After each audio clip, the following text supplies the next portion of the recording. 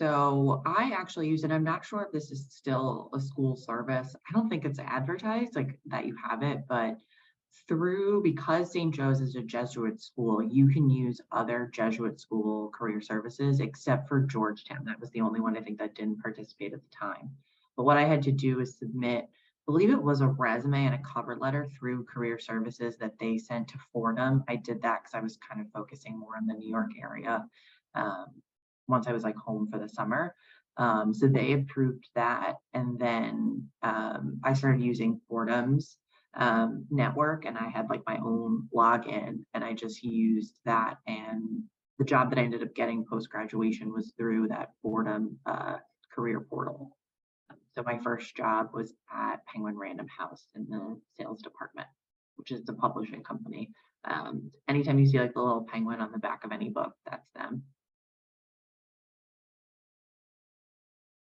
Resources that I would use and encourage others to use: LinkedIn. It's still a really great tool to network professionally, to research companies, to keep tabs on, industries that you're interested in.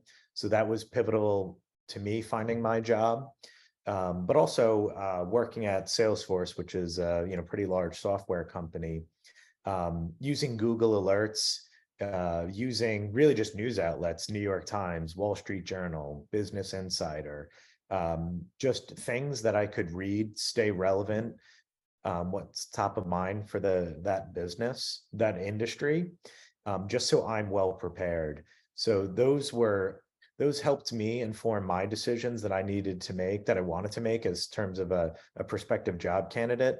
And then actually getting my foot in the door through the interview process to show that I'd done my research, kind of helped me stand out versus other candidates. So I'd say LinkedIn, just general news sources, and when applicable, industry and trade journals, depending on the industry you're in.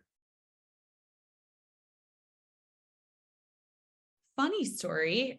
When I was living with my mom in Connecticut, our neighbors actually became our good friends. And when one of them worked at Indeed.com, which is where I currently work, and he knew that I was kind of like not super happy looking for a new job, looking to move and work directly in New York. So talking with him, learned a little bit more about the company, and ultimately he referred me to my job. So I would say in terms of resources, definitely networking was the main resource for that.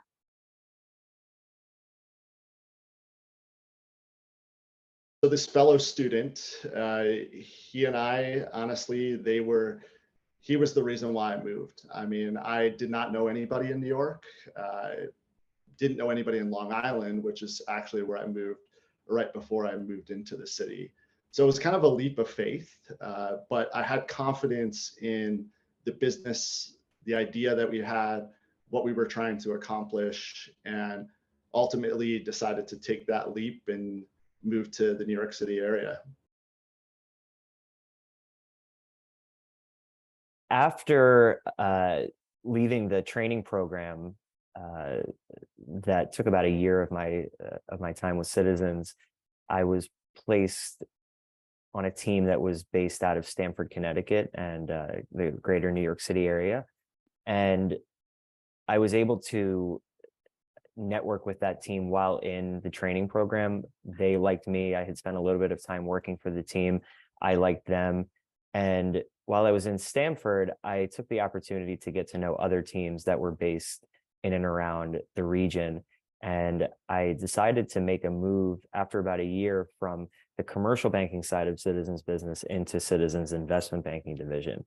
And that team was a little more 1 foot in New York City, 1 foot out of New York City and Connecticut. And after about a year as a generalist M&A analyst, where I was living in New York and doing the reverse commute to work in Stamford, I networked my way into Citizens corporate finance division, which had some folks in New York City. And at that point, it was totally reasonable for me to be living and working in New York City.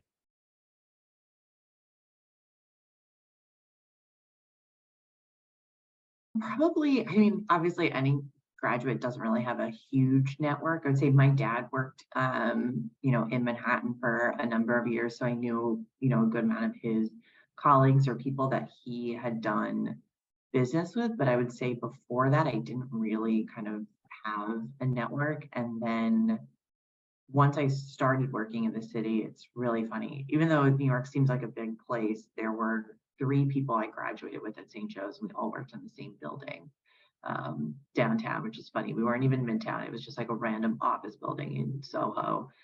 So we would like meet for coffee sometimes. And then, once you really form a bond with your coworkers, and obviously this is pre-COVID, so we were all together, 5 days a week. And you kind of go out and you get to know like friends and people who work at all different types of companies.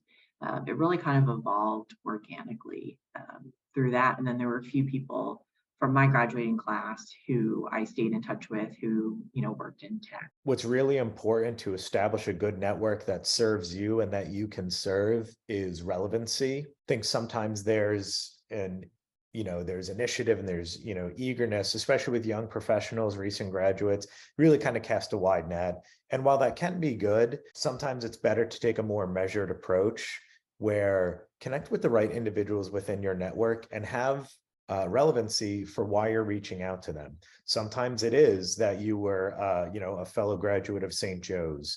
If it's, you want to break into an industry, if it's, an internship that you've had, leading with that so that you're not just taking, casting a wide net, but trying to develop a genuine connection with somebody. I think that's going to get you a lot further. And also I found in the professional world, you're connecting with like-minded individuals. So if you kind of take that approach, having received those LinkedIn messages, I want to connect with those individuals too. So I think having that relevancy is really important, and leading with that, make that present, make that known. And I think you'll find better results when you really start to cast that net. Obviously, networking was like the sole reason that I did get my job in New York City. But establishing a network is so important.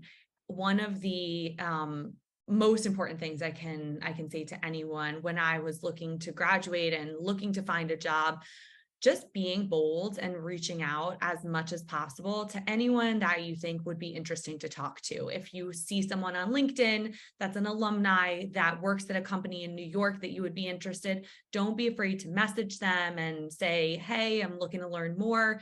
Every single conversation could potentially be turned into an opportunity. And whether that's in a strictly professional setting or someone like your neighbor, who is how I got my job, you never know where it's going to come from. And so always being open to opportunity is super important. I mentioned when I was at St. Joe's, ultimately met my business partner that led me to New York. So networking has been the key aspect in my career. It ultimately led me to starting this wine and spirits company. The job that I ended up taking on after we sold the company was actually in recruiting. And that was from somebody that I knew back in Atlantic City. It was a family friend. I sent my resume to them. They were a headhunter. They liked my entrepreneurial background, coming out of wine and spirits. And recruiting seemed interesting because it was one of those businesses where you do run your own shop. So I ultimately took a job in recruiting. The network that I built there, the friends that I made, the people that I ended up going and working at other companies, that's how I ultimately ended up where I'm at now, which is at Google. And the individual that referred me there was a colleague that I had met at the old recruiting agency.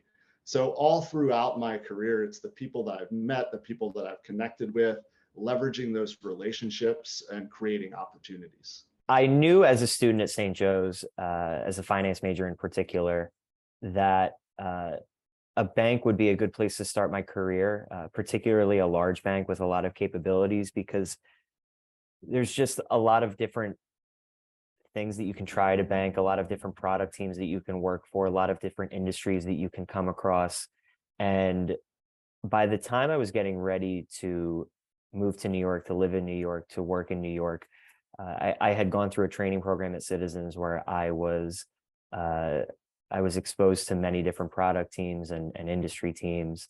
I was I was exposed to a few different geographies, and being in a large company, it was very easy to network and figure out what could have been some interesting next steps for me. So networking 100% is and was the reason that I've ended up in New York City.